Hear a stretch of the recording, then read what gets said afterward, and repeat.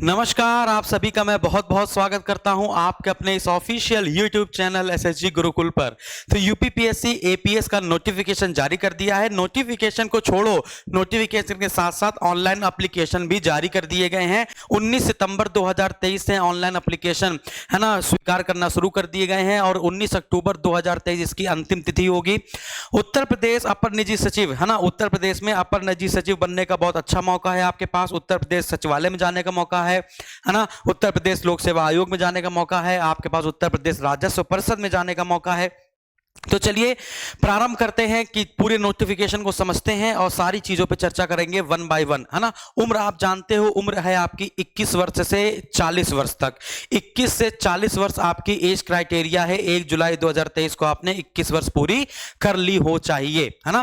तो अपर निजी सचिव परीक्षा 2023 आवेदन प्रारंभ होने की तिथि 19 सितंबर 2023, आवेदन स्वीकार किए जाने की अंतिम तिथि 19 अक्टूबर 2023। उत्तर प्रदेश सचिवालय, उत्तर प्रदेश लोक सेवा आयोग और उत्तर प्रदेश राजस्व परिषद में ये एपीएस की वैकेंसी निकाली गई है।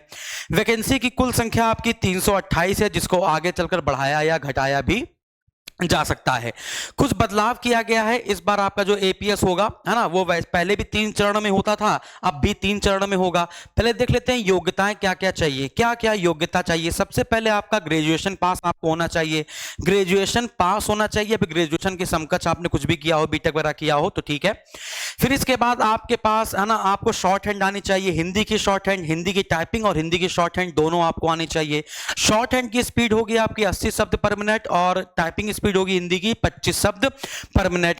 इसके बाद आपके पास ट्रिपल सी का सर्टिफिकेट होना चाहिए। अगर ट्रिपल सी सर्टिफिकेट नहीं है तो आपके पास उसके समकक्ष कोई प्रमाण पत्र होना चाहिए। ओ लेवल है तो चलेगा, कोई दिक्कत नहीं। बीटेक आपने किया है और क्योंकि इसमें 1 वर्ष के लिए कंप्यूटर पढ़ाया जाता है तो वो भी समकक्ष में माना जाएगा, है ना। आपने इंटर में या हाई स्कूल में आपने एक सब्जेक्ट के रूप में कंप्यूटर लिया हो तो भी वो समकक्ष हो जाएगा। इसके बाद अगर आपके नंबर सेम हो जाते हैं, है ना, यदि आपने लिखित पाठ्यक्रम में आपके नंबर सेम हो जाते हैं तो अधिमान्य अर्हता उसको दी जाएगी सबसे पहले जिसने प्रादेशिक सेना में कम से कम 2 वर्ष की अवधि तक क्या की हो, सेवा की हो, और या फिर आपके पास एनसीसी का बी सर्टिफिकेट हो। अब देखिएगा ये 3 चरणों में आपका सिलेक्शन होगा। पहले चरण में आपका क्या होगा, आपका ऑब्जेक्टिव टेस्ट होगा, ठीक है। जीएस और हिंदी कंप्यूटर का ऑब्जेक्टिव टेस्ट होगा। जब आप पेपर 1 में क्वालिफाई हो जाएंगे यानी स्टेज 1 में क्वालिफाई हो जाएंगे तब स्टेज 2 में जाएंगे। स्टेज 2 में आपको क्या होगा, शॉर्ट हैंड होगा और टाइपिंग होगी। फिर स्टेज 3 में क्या होगा, आपका कंप्यूटर पर प्रैक्टिकल होगा। और जो इस तीनों स्टेज होंगी, इन तीनों स्टेज को जोड़कर आपकी फाइनल मेरिट बनेगी जिसके आधार पर आपका सिलेक्शन होगा। तो चलिए यदि हम लोग बात करें स्टेज 1 की, तो स्टेज 1 आपका टोटल 150 अंक का होगा, जिसमें 50 अंक का आपका जीके जीएस होगा, 50 अंक का आपकी हिंदी होगी और 50 अंक का आपका कंप्यूटर होगा। टोटल 150 अंक का होगा। उपयुक्त प्रथम चरण की परीक्षा परिणाम के अनुसार 15 गुना अभ्यर्थी बुलाए जाएंगे, सफल अभ्यर्थी, और उनको द्वितीय चरण में भेजा जाएगा। अब देखते हैं जीएस का सिलेबस क्या है। वही हिस्ट्री ज्योग्राफी देखेंगे आप लोग। संक्षेपण पूछा जाएगा, पुस्तकें लेखक पूछा जाएगा, इतिहास है, साइंस है, ज्योग्राफी है, भारत का संविधान है, खेल जगत है, महत्वपूर्ण नगर स्मारक इमारतें हैं भारत और उत्तर प्रदेश के संदर्भ में, महत्वपूर्ण राष्ट्रीय एवं अंतरराष्ट्रीय घटनाएं हैं, और फिर कक्षा 8 स्तर की अंकगणित है। तो ये 50 क्वेश्चन आपको इससे मिल जाएंगे, 50 अंक आपको इससे मिल जाएंगे। हिंदी के आपके 7 टॉपिक हैं, जैसे आपतित गद्यांश, प्रश्नोत्तर और आपतित गद्यांश का शीर्षक। दूसरा पत्र एवं कार्यालय, विभिन्न पत्रों का आलेखन, ये भी सब ऑब्जेक्टिव होना है। अनेक शब्दों के लिए एक शब्द, मुहावरे, लोकोक्ति और उनका प्रयोग, वाक्यों का शुद्धिकरण, अनेक शब्दों के लिए एक शब्द, पर्यायवाची और विलोम शब्द, शब्दों के अर्थ में हिंदी से अंग्रेजी और अंग्रेजी से हिंदी, कक्षा 10 स्तर की ये आएगी। फिर इसके बाद कंप्यूटर आएगा आपका, जिसमें basic knowledge of working on window system, ना प्लेटफॉर्म, डेस्कटॉप, लैपटॉप, है ना, प्रिंटर, एक्सेल, एमएस ऑफिस, है ना, सर्च इंजन, ये सारी चीजें कंप्यूटर का ज्ञान आपको होना चाहिए। कंप्यूटर का भी पेपर आपका क्या हो जाएगा, ये कंप्यूटर का जो पेपर होगा ये आपका क्या होगा, किसमें होगा, ऑब्जेक्टिव होगा, ठीक है ना। तो ये सारे क्वेश्चन जो होंगे सारे ऑब्जेक्टिव आएंगे। तो 150 अंक में आपको पास होना होगा। स्टेज 1 आप क्लियर कर लेंगे तो स्टेज 2 में जाएंगे। स्टेज 2 में क्या है, शॉर्ट हैंड है। सबसे पहले आप देख पाएंगे कि ये जो शॉर्ट हैंड होगी, ये जो शॉर्ट हैंड है ये 75 अंक की है, और जो कंप्यूटर टाइपिंग है वो 25 अंक की है।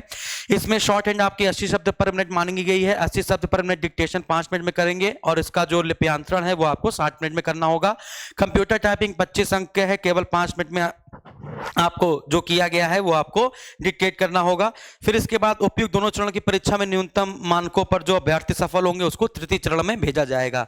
तीसरे चरण में कंप्यूटर पर आपका प्रैक्टिकल होगा। क्या होगा? कंप्यूटर पर आपका प्रैक्टिकल होगा, है ना। 50 अंक का होगा, समय आपको 1 घंटा दिया जाएगा, है ना। और उपयुक्त चयन तीनों चरणों की परीक्षा के अंकों को जोड़कर श्रेष्ठता के आधार पर किया जाएगा। कंप्यूटर प्रैक्टिकल 50 अंक का है, जिसका सिलेबस आपका वही है। Working knowledge of email, mail कैसे भेजते हैं, अटैचमेंट कैसे लगाते हैं, सेव कैसे करते हैं, प्रिंट कैसे देते हैं, है ना, एड्रेस कैसे मेंटेन करते हैं, रिजर्वेशन कैसे करते हैं, टिकट यात्रा कैसे बुक करते हैं, एमएस ऑफिस चलाना आता है कि नहीं आता है, फॉर्मूला और कैलकुलेशन वगैरह एक्सेल में आपको आती है कि नहीं आती है, ये सारी चीजें आपकी पूछी जाती है। किसमें? ये सारी चीजें आपकी दी जाएंगी स्टेज 3 में, यानी कंप्यूटर पर प्रैक्टिकल कराया जाएगा। ठीक है ना। तो ये आपका कंप्लीट हो जाता है, ये पूरा आपका सिलेबस है, ये पूरा आपका पाठ्यक्रम मैंने बताया जो नोटिफिकेशन में दिया गया था। अच्छे से बहुत आसान सा है, इसमें सिर्फ और सिर्फ प्रीलिम्स में आपको फोकस करना है, क्योंकि शॉर्ट हैंड आपको आती होगी तभी आप ये फॉर्म भी भरेंगे।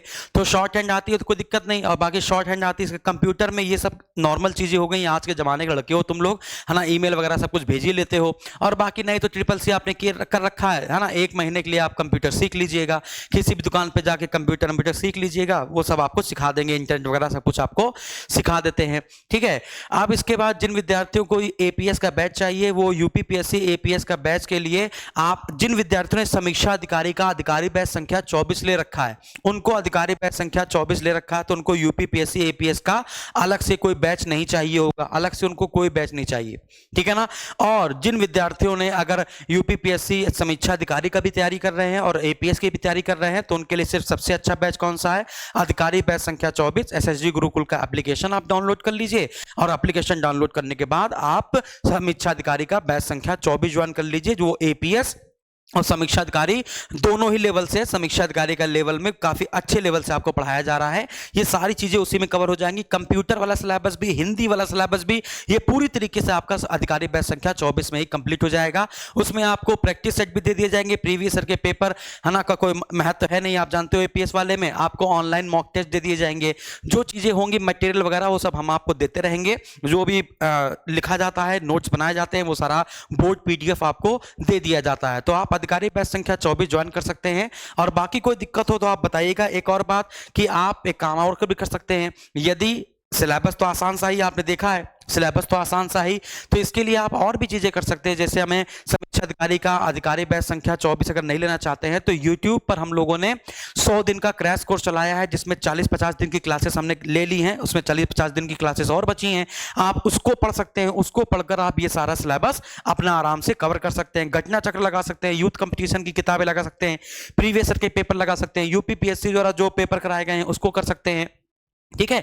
बाकी कोई भी दिक्कत हो तो आप कमेंट बॉक्स में कमेंट कीजिए, हम इसके लिए आपको और भी बेहतर तरीके से समझा सकते हैं। आपको मटेरियल चाहिए होगा तो मटेरियल भी आपको मिल जाएगा, जैसा भी हो आपको हो वो आप बता दीजिएगा। धन्यवाद।